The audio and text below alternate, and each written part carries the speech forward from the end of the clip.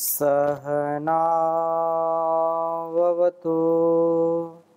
सहनौ भुनक्तु सह वीर्यं करवावहै तेजस्विनावधीतमस्तु मा विद्विषावहै। ओम शांति शांति शांति। वेदो अखिलो धर्ममूलम। वेद सब सत्य विद्याओं का पुस्तक। वेद का पढ़ना पढ़ाना सुनना सुनाना सभी श्रेष्ठ जनों का परम कर्तव्य है, आर्यजनों का परम कर्तव्य है। जीवन में वेदोक्त आचरण करना हमारा कर्तव्य है। हम इसको जीवन में उतार करके इस जीवन और इस जगत का सदा सर्वदा कल्याण करने वाले बने, तो हम इस जो बहुत ही जीवन को महान बनाने वाली विद्या है, जीवन को हर प्रकार से जो हमारे लिए और इस संसार के लिए अकल्याणकारी गुण द्रव्य पदार्थ हैं, उन सब को कल्याण से युक्त करने वाले और कल्याण सबको दिलाने वाले जो वचन इसमें हैं, उन वचनों को हम सदा आत्मसात करें। आत्मसात करते हुए जीवन का निर्माण होता है और अच्छा सच्चा जीवन ही इस जगत का, इस समाज का कल्याण करने वाला होता है।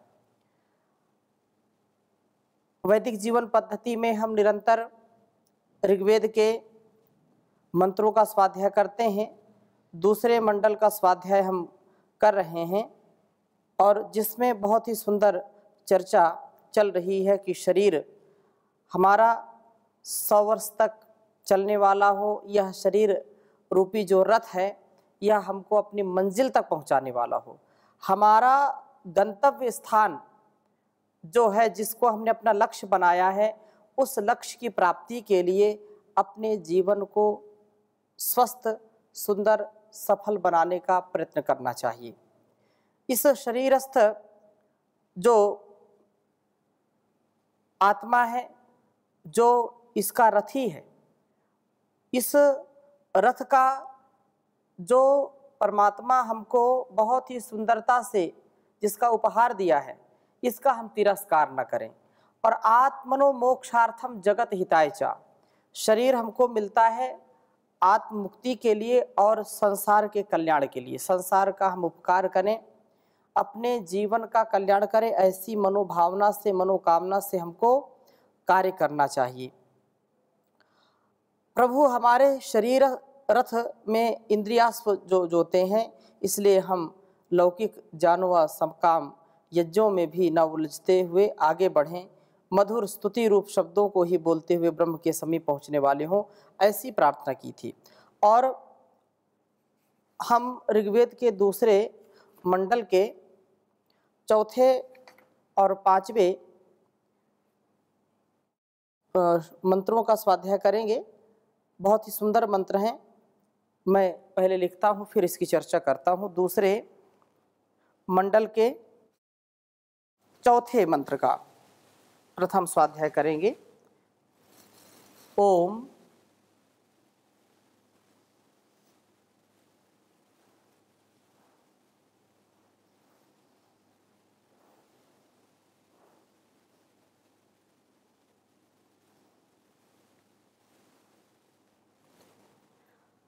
आद्वाभ्याम हरिभ्यामिंद्र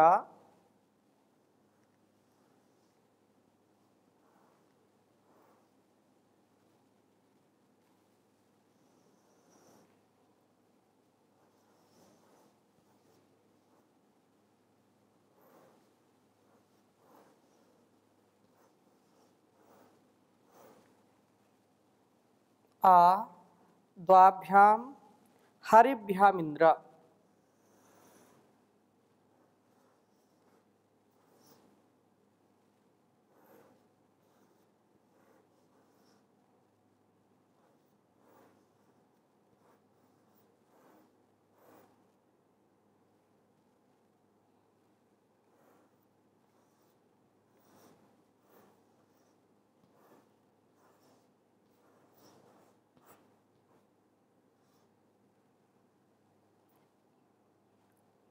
या ह्य चतुर्भिरा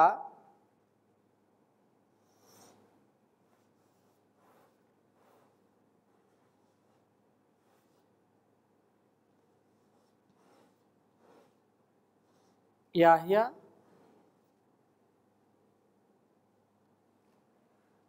चतुर्भिरा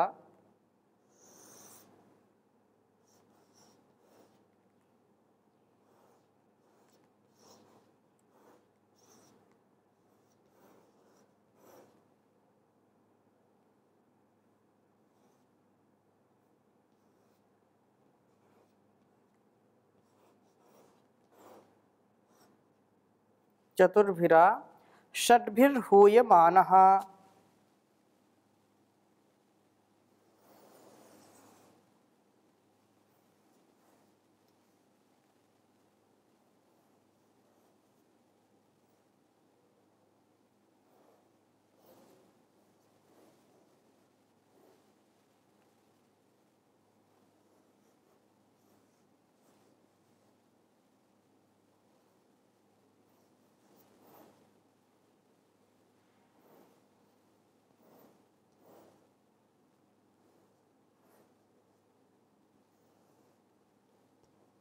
षड्भिर्हूयमानः आष्टाभिर्दशभिः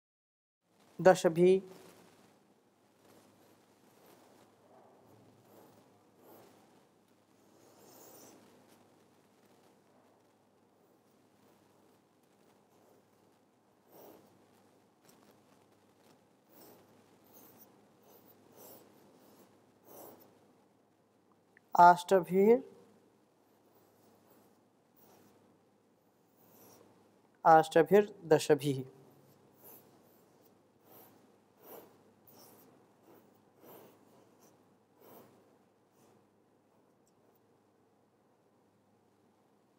सोमपेयमयम्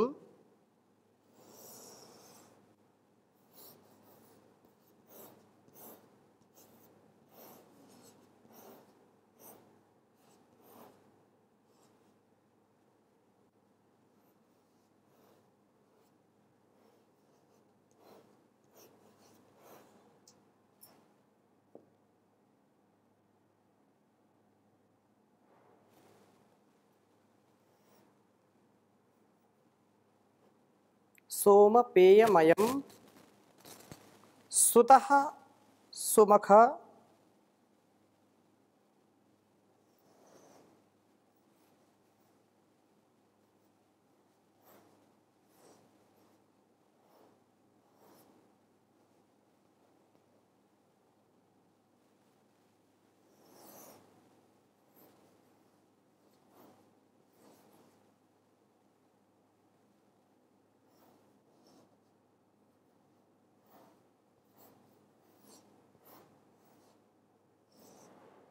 सुतः सुमखः सुमख मा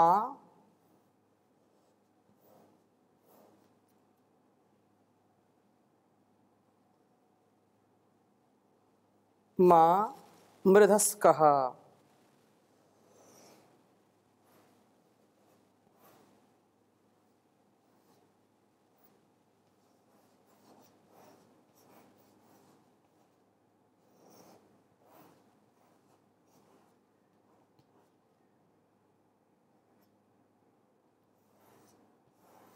ऋग्वेद का ये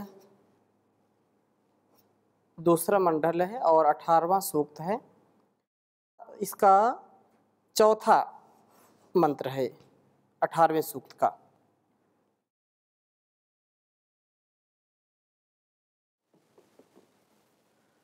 बहुत ही सुंदर वेद मंत्र है।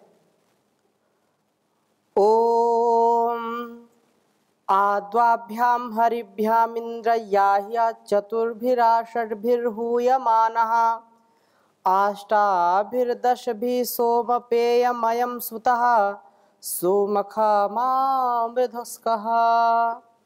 ॐ आद्वाभ्यां हरिभ्यामिन्द्र याह्य चतुर्भिरा षड्भिर्हूयमानः आष्टाभिर्दशभिः सोमपेयमयं सुतः सुमखमामृतस्कः।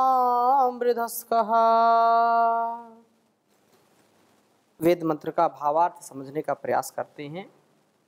ओम जो परमपिता परमेश्वर का मुख्य नाम है, यहाँ पर ये कहा है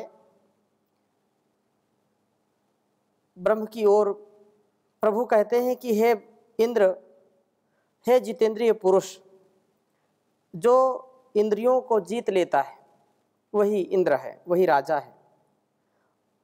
इंद्रियों पर जिसका शासन चलता है, इंद्रियां जिसके ऊपर स्वयं शासन नहीं करती हैं, इंद्रियों को जीत करके जो इंद्रियचित बनता है, जो वास्तव में इंद्र है, जितेंद्रिय पुरुष, तो द्वाभ्याम हरिभ्याम, इन दो ज्ञानेन्द्रियों व कर्मेंद्रिय रूप अश्वों से आया ही हमारे समीप प्राप्त होने वाला हो। परमात्मा ने हमको ज्ञान से भी युक्त किया है, कर्म से भी युक्त किया है। ज्ञानेन्द्रियों से हमको जिस जिस में हमारी इंद्रियां निरत हैं, जिसके लिए परमात्मा ने बनाई हैं, उन विषयों का ज्ञान कराती हैं। तथा कर्मेंद्रिय जो कर्मों का अनुष्ठान करने में अत्यंत सहायक हैं। ज्ञान के बाद कर्म, जब ज्ञानयुक्त कर्म होता है तो कभी भी हमारे जीवन में कोई भी दुरित नहीं आता, कोई दुर्गुण और दुर्व्यसन नहीं आते हैं। हम ऐसे पतित होने वाले कार्यों से बचते हैं, जो हमको पतन की ओर ले जाने वाले कर्म हैं, उनसे हम बचते हैं। तो ज्ञान पूर्वक कर्म करना यह हमारी विशेषता है। शुद्ध ज्ञान, शुद्ध कर्म, शुद्ध उपासना। यदि ज्ञानेन्द्रियां ज्ञान प्राप्ति में लगी रहें तथा कर्मेंद्रियां यज्ञादि कर्मों में व्याप्त रहें, तो हम उस प्रभु को प्राप्त करने वाले बनते हैं। जब हम ज्ञान का आधान करना बंद कर देते हैं, ज्ञान में हमको रुचि नहीं होती है, विवेक वैराग्य पूर्वक जीवन जीने में रुचि नहीं होती है, तो हमारे कर्म भी होंगे वह बिल्कुल विपरीत होंगे। शास्त्र अनुकूल नहीं हो सकते, वेद अनुकूल नहीं हो सकते हैं। हम संकीर्ण विचारधारा को संजो करके संकीर्ण संकुचित विचारधारा में अपने आप को समेट लेते हैं, जिससे हमारा विनाश होता है, विकास नहीं होता है। तो हम अपने ज्ञानेन्द्रियों और कर्मेंद्रिय रूपी अश्वों को संयमित रखें, और ऐसा करने पर जो भी हम कर्म करते हैं वह प्रभु की भक्ति होती है। और ज्ञानेन्द्रियों के माध्यम से जो ज्ञान होता है उसके विपरीत हम जब आचरण नहीं करते हैं तो हम यज्ञी कर्मों को करने वाले बनते हैं, श्रेष्ठ कर्मों को करने वाले बनते हैं। मनसा वाचा कर्मणा, जो कुछ भी हमको इस संसार में उत्तरदायित्व मिला है, उन कर्मों को, उन कार्यों को करने में हमको कोई संकोच नहीं होता, कोई भय नहीं होता, कोई शोक, कोई लज्जा, कोई शंका नहीं होती है। परंतु जब हम इनसे विपरीत आचरण करते हैं तो हम पतित हो जाते हैं, हम पतन को प्राप्त होते हैं, उत्थान को कभी प्राप्त नहीं होते हैं। तो कहा कि यह कर्मेंद्रियां यज्ञादि कर्मों में व्याप्त रहे तो प्रभु की प्राप्ति हमको सरलता से हो जाती है, प्रभु के निकट हम सरलता से पहुंच जाते हैं। तथा चतुर्भी, शरीर के चारों अंगों से शम में परस्मयी, गात्राय समस्त्वराय में सन में चतुर्भ्यो अंगेभ्यो समस्तु तन्वे ममा। अथर्ववेद में भी इस बात को कहा कि शरीर के चारों अंगों से शम में परस्मयी गात्राय समस्त्वराय में शम में चतुर्भ्यो अंगेभ्यो समस्तु तन्वे ममा। तो हमारे समीप प्राप्त होने वाला हो। जब ठीक ठीक हम कर्म करेंगे, ठीक ठीक स्वधर्म का पालन करेंगे, तो हम प्रभु के निकट पहुंचते जाते हैं। किसी के पास भी यदि हमारी निकटता हमको बढ़ानी है तो उसका प्रियाचरण करना होता है, और यदि उससे दूरी बनानी है तो फिर हम उसकी आज्ञा का पालन नहीं करते हैं। उसका प्रियाचरण नहीं करते हैं। उसकी छोटी बात हो बड़ी बात हो उस पर हम ध्यान नहीं देते हैं। परंतु लोक में भी हम देखें, जिन मित्र के या पति पत्नी के, भाई भाई के, जिन भी संबंधों में हम जीते हैं, उनमें हम छोटी छोटी बातों पर भी बहुत ध्यान रखते हैं और परस्परता से युक्त होकर के जब कर्म करते हैं तो सतत उनसे निकटता हमारी बढ़ती जाती है। परंतु यदि छोटी बात में भी हम एक दूसरे की गलती निकालते हैं, त्रुटि निकालते हैं, हम यदि नुक्ताचीनी करते हैं, छीटाकसी करते हैं, अहंकार पाल लेते हैं, हमको गर्व हो जाता है, अहंकार होकर के हम जब अंधकार को प्राप्त होते हैं तो वो दूरियां अपने आप बढ़ती चली जाती हैं। हम लोक में भी बिना जान के, बिना कर्म के एक दूसरे के समीप नहीं हो सकते, एक दूसरे को प्राप्त नहीं कर सकते हैं। एक दूसरे की प्राप्ति का एक यही उपाय है कि हम निश्चल निष्कपट हों, इंद्रियों पर पूरा संयम हो तथा एक दूसरे का प्रियाचरण करने वाले बने। जब हम परमपिता परमेश्वर की वेदवाणी का आत्मसात करेंगे, अपने जीवन में उसको अपनाएंगे, तो निसंदेह हमारा आरोग्य भी बढ़ेगा, मन का तन का आरोग्य बढ़ेगा। तो प्रसन्न चित्त होकर के हर प्रकार से हम अपने उद्धार के लिए, अपने कल्याण के लिए आगे बढ़ते जाते हैं।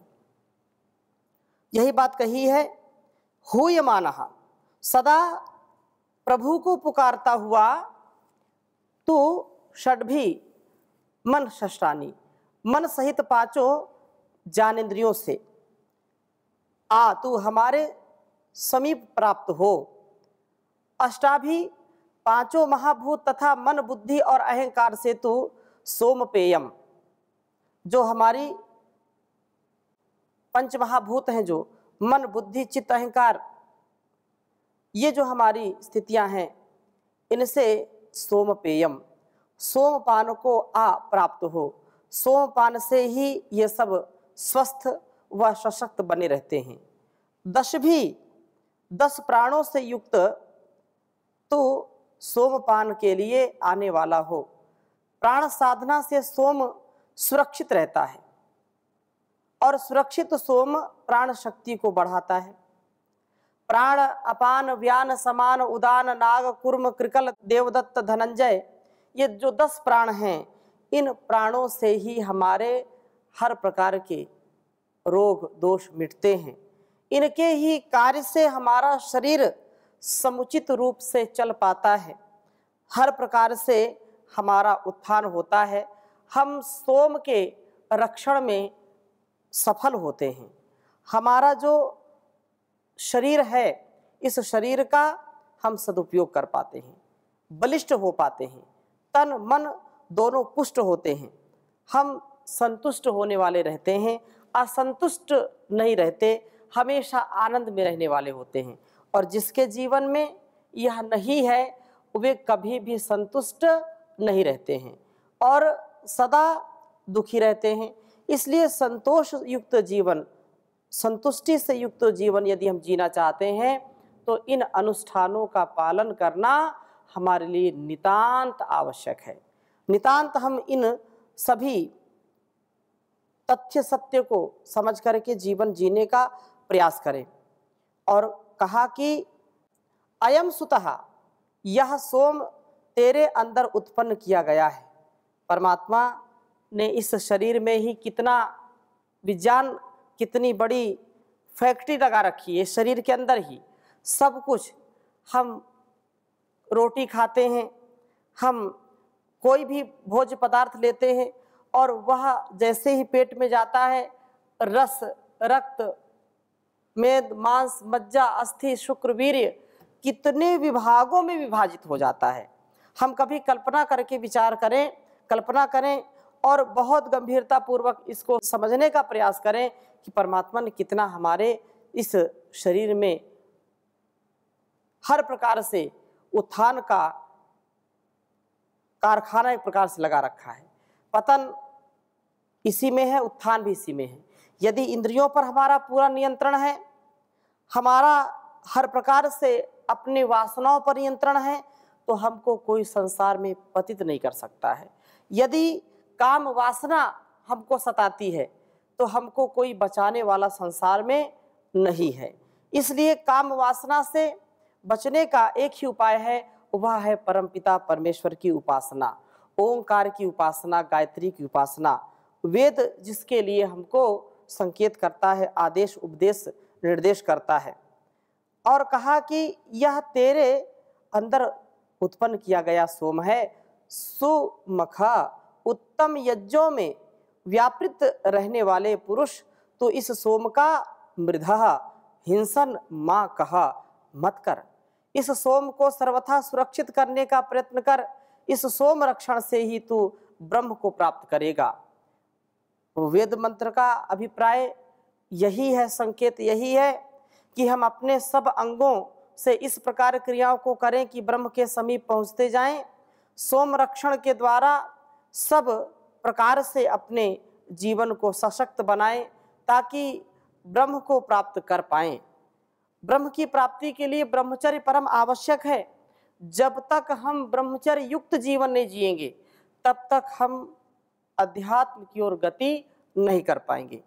अध्यात्म में गति तभी होगी जब हम ब्रह्मचर्य से युक्त होकर के अपनी इंद्रियों पर नियंत्रण रखेंगे और संयमन करते हुए, संयमित व्यवस्थित मर्यादित जीवन जीते हुए जीवन को आगे बढ़ाएंगे। हम बार बार विचार करें, स्वाध्याय करें, तप करें, जिससे हमारा सदा सर्वदा सर्वत्र उत्कर्ष होता जाए, अपकर्ष कभी ना हो। ब्रह्मचर्य से युक्त जीवन यदि हमने नहीं जिया तो अनेक प्रकार के रोग भी सताएंगे, मानसिक रोग, शारीरिक रोग और हर प्रकार के रोग जो हमको हर पल दुखी करने वाले होते हैं। इसलिए प्रयत्नपूर्वक जैसा वेद का आदेश है वैसा ही हम जीने का प्रयास करें। हम परमात्मा से प्रार्थना करें कि हे परमपिता परमेश्वर, आप ज्ञान के देने वाले हैं, आप विवेक वैराग्य को देने वाले हैं। हमारे अंदर विवेक और वैराग्य का आधान करें जिससे हमारा जीवन संतुष्टि से युक्त हो, हम हर प्रकार से पुष्ट होने वाले बने। या मेधाम देवगणा पितरश्चोपासते तया मामद्य मेधाग्ने मेधाविनम कुरु विश्वानि देव सवितर दुरितानि परास्व यद भद्रम तन आस्व। जो हमारे लिए कल्याणकारी हैं वह गुण कर्म पदार्थ, वह स्वभाव हमको दीजिए जिससे हम कभी भी धोखा ना खाएं, कभी भी हमारा पतन न हो, और इस प्रकार से जो जीवन में जीता है वह सदा उन्नति को प्राप्त होता है।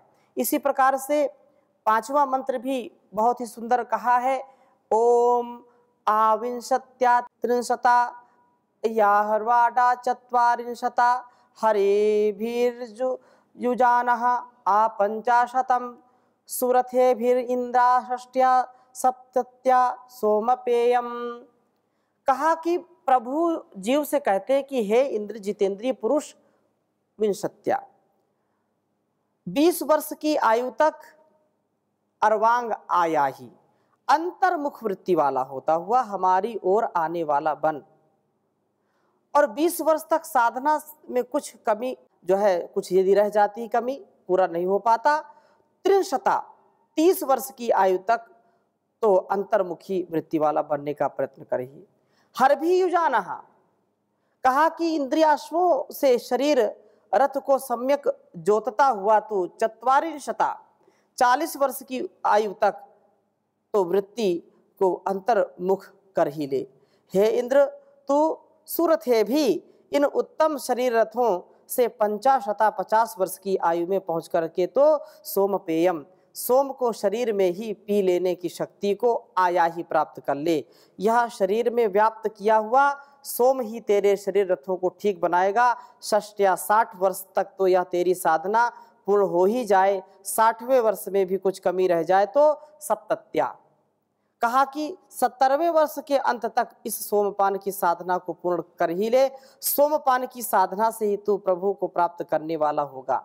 ये बहुत सुंदर बात है। जब हम अपनी इंद्रियों का संयमन करेंगे तो हम दीर्घजीवी होते हैं, स्वभाव में हमारे बहुत परिवर्तन आता है, दिव्यता आती है। हम सुंदर जीवन जीने वाले बन जाते हैं, दिव्य जीवन जीने वाले बन जाते हैं, निष्काम कर्म करने वाले बन जाते हैं। तो इन्हीं शुभकामनाओं के साथ हम ऐसा बने, हमारे अंदर यह वेदवाणी स्थापित हो, प्रतिष्ठित हो, ऐसी हम सबकी मंगल कामना होनी चाहिए, शुभ भावना होनी चाहिए। ओम शांति शांति शांति।